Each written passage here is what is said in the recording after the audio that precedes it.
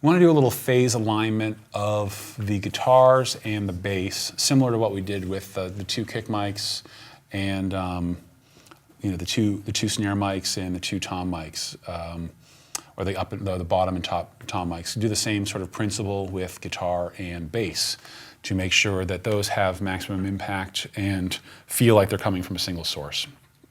So as I mentioned when we were tracking guitars, if you have any concerns about your ability to hear these phase discrepancies, or if you're feeling really lost about what is the correct thing, because it's not always going to be super obvious what's the best phase position or phase alignment of two sources, just go with one mic. There's a lot you can do with one mic by EQing it, or if you can break one mic out into multiple tracks. Like if I'm mixing a session that was recorded with a single bass mic as opposed to the double system that I usually have, I might mult that bass track so that I have, and then put EQs on that bass track so that I have independent control of the highs and lows. And that is a way, as long as your delay compensation is turned on your DAW, that's a way to have some sort of independent control of those two elements without worrying about their phase relationship as much.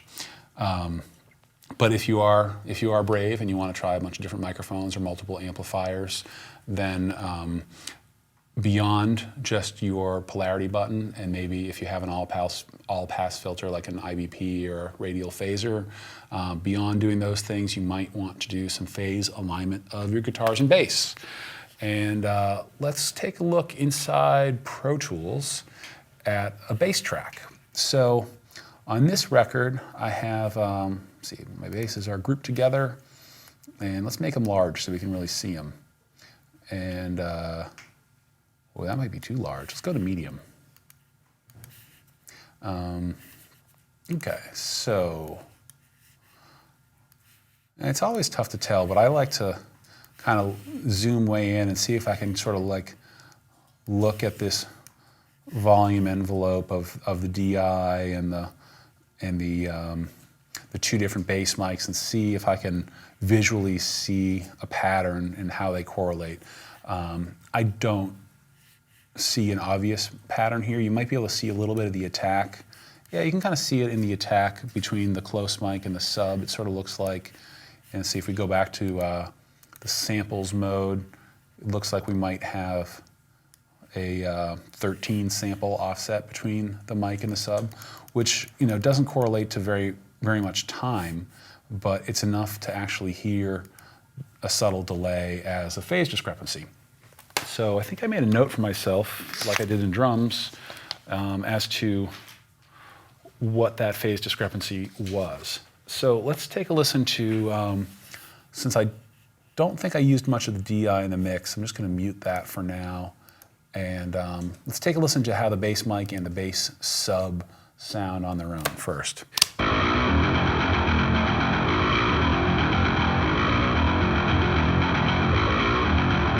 All right, here's the bass sub.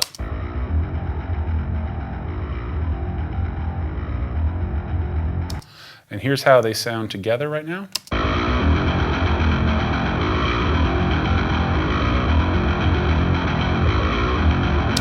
I'm going to turn up the sub track just so they're a little more balanced for our purposes here.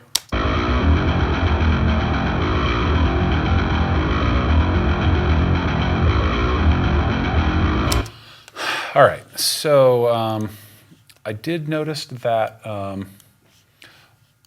it looked to me as though my mic track was happening a little ahead of my sub track. The sub track is still a mic, but I just call the mic, the high mic of just the mic track.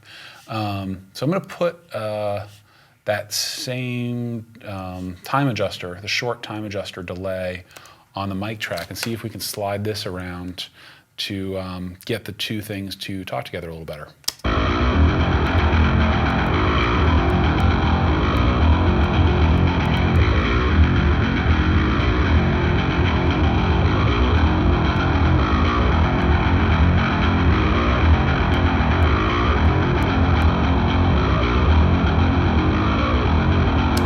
So 22 samples of delay on the bass mic track sounds best to me, and that's what I have in my notes from working on it at home.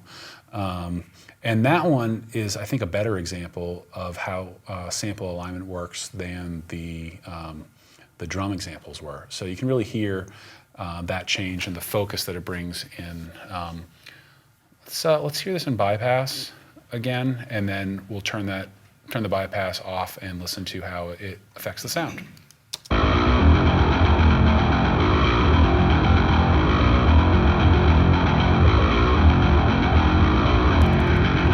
Yeah, for some reason, it's true on my system as well, this time adjuster is buggy and bypass actually doesn't work. So I'm just gonna drag, instead of bypassing, I'm gonna drag this plugin out of the track. And so as you see me drag it on and off the track, you'll hear it come in and out. So let's start with it off the track.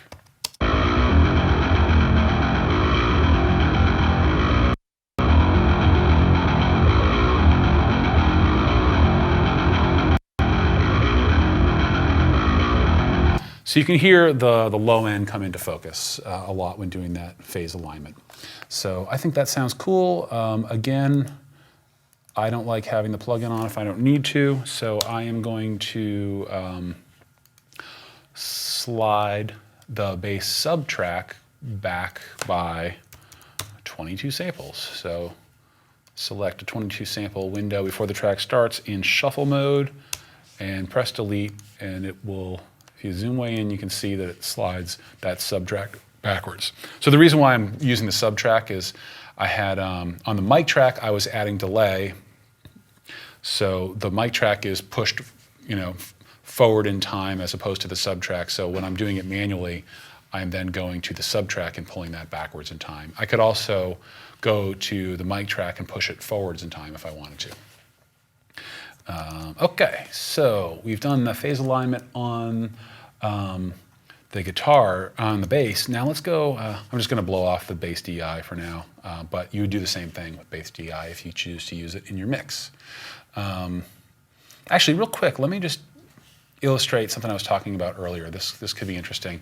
Let's listen to just the bass mic track.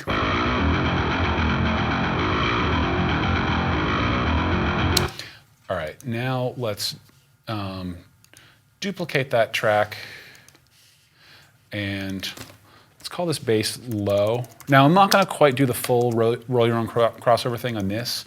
I'm gonna let the bass mic track stay broadband, and then bass low, I'm going to do a little, a gentle low pass filter on it. So just kind of arbitrary frequency now, but let's listen to that.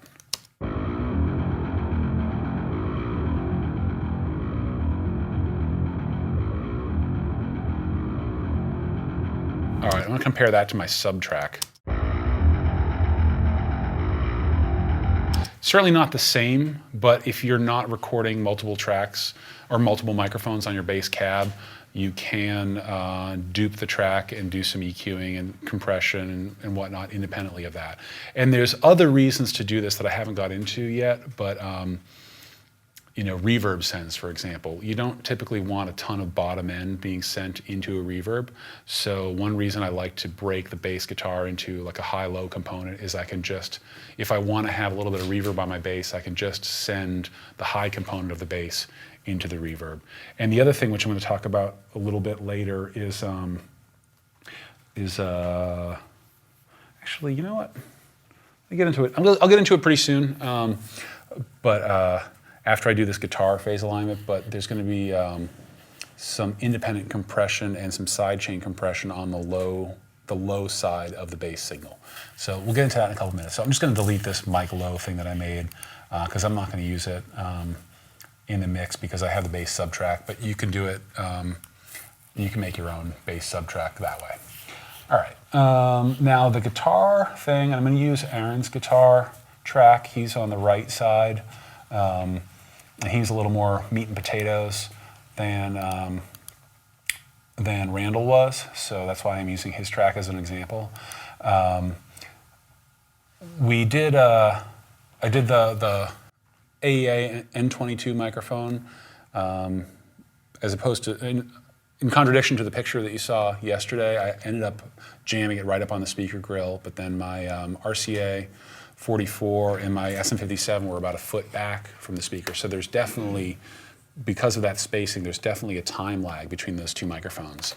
Let's refresh our memories on what the guitar sounds from the 44 and the 57 combination sound like in relation to the N22.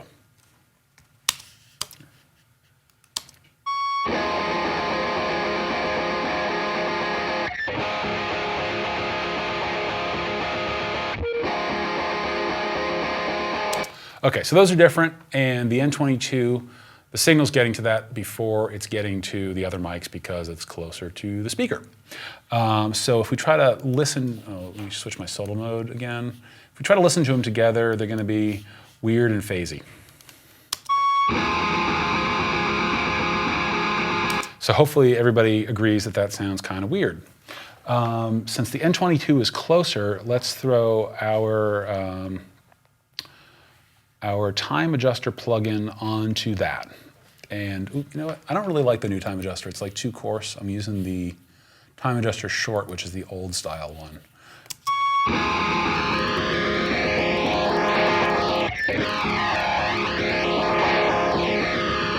So sounds like a phaser. It's kind of fun, but you can really hear how the tone and the depth of it changes as you sort of shuttle that around.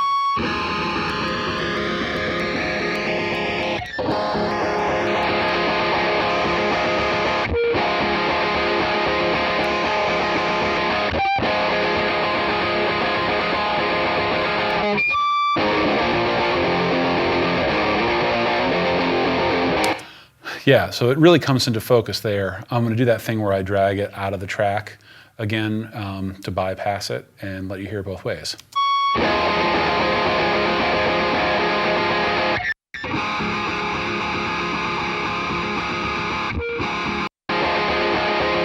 So it really makes a big difference in that case. So if I wanted to combine all those microphones, I feel like I would have to do something like that. It wouldn't even be optional.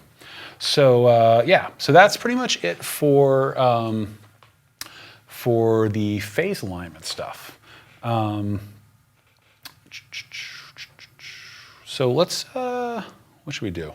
Set up some master faders and auxes for the remaining instruments. That's I'm just going to quickly step through that. That's another nice thing to have, like I was talking about earlier in the drum setup portion. It's nice to have master control of a bunch of different bass mics together, master control of a bunch of different guitar mics together.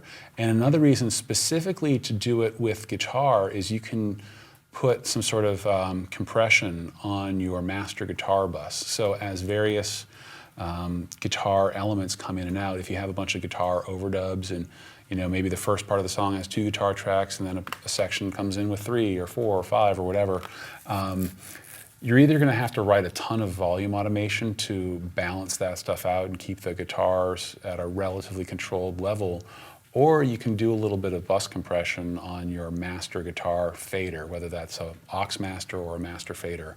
And that bus compression on the guitar group will help reel it in. So as a new guitar element comes in, sort of squashes down the whole guitar bus as a whole and gives you a nice auto mix feature. And that will mean that you don't have to do as much bus compression during the mix phase if things are more under control at the pre-mix phase.